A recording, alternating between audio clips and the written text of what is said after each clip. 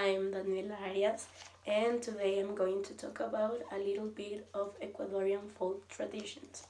So, um, first of all, we have to know that Ecuador is known as a pluricultural um, country. This means that there are many different ethnic groups inside Ecuador that have many different cultures and traditions, and they have a different even languages and different way of living as we know the one from we know in the city and the traditional way of living.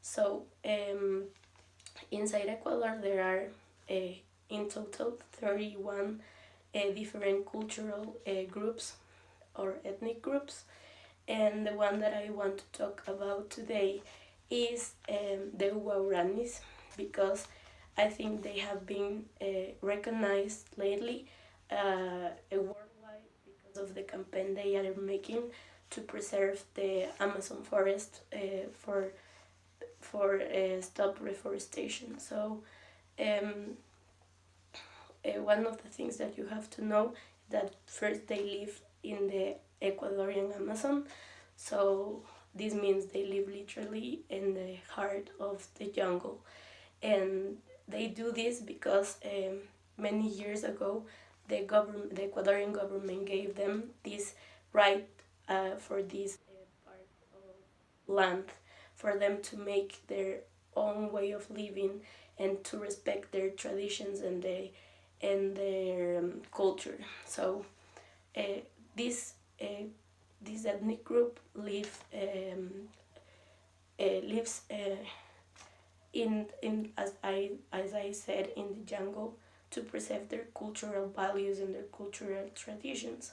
So um, it's really different from what we know and how we live in the city. So they like to do everything from their selves. For example, they don't buy anything from outside. They do everything by themselves. They hunt to eat something, and they also have gardens and a lot of agriculture to live by, and also um, the the structure of this group is really different from what we know here. So although for them families are very important, uh, for the Guaranis, women and men have to have the same rights. So although they can have different roles inside the group, um, they have the same right of decision. So for them it's really important that in one family the women and men are uh, have to have to give their opinions about the decisions that they have to make. For them it's also really important for their children to start being independent in a younger age. So they start teaching them really early how to live. They pass their traditions, like they teach them to hunt, they teach them to do agriculture and so on, for them to keep passing this culture and these traditions to other generations. So they want to preserve their traditions, their ancient traditions. They really are not interested in adapting to the new world, like to our world. That's why they live outside.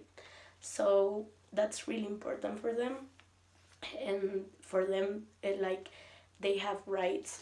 Of course, they don't have to live by the rights that we have, like inside the constitution, because they have their own way of living as an ethnic group.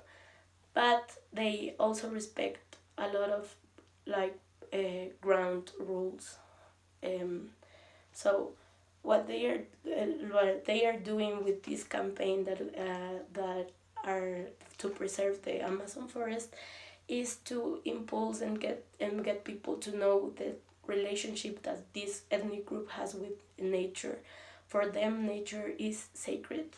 So they they treat nature as another human being, so to say. So for them, for to hurt the forest is to hurt it like to hurt another human being. That's why they make this big campaign for get people awareness about this fact. They want also to send a message about environmental rights, and not just for them but for the entire planet, by saying that if they do this to the Amazon forest, they will start to think that they have the right to do this, not to other forests but also to the entire nature. So they want to pass this culture and this like these traditions to them, to honor and to uh, think nature as a sacred thing. So that's why they for them is so important right now to keep spreading their culture, their traditions, because it's the only way people are going to be aware of what's happening in the Amazon forest. So this group is a real example, I think, because they knew that they had to stand up for to to save something that they love, that they admire, that is their home. So to raise people awareness about these facts is really interesting, and the help that they've been given by people from all around the world is really impressive.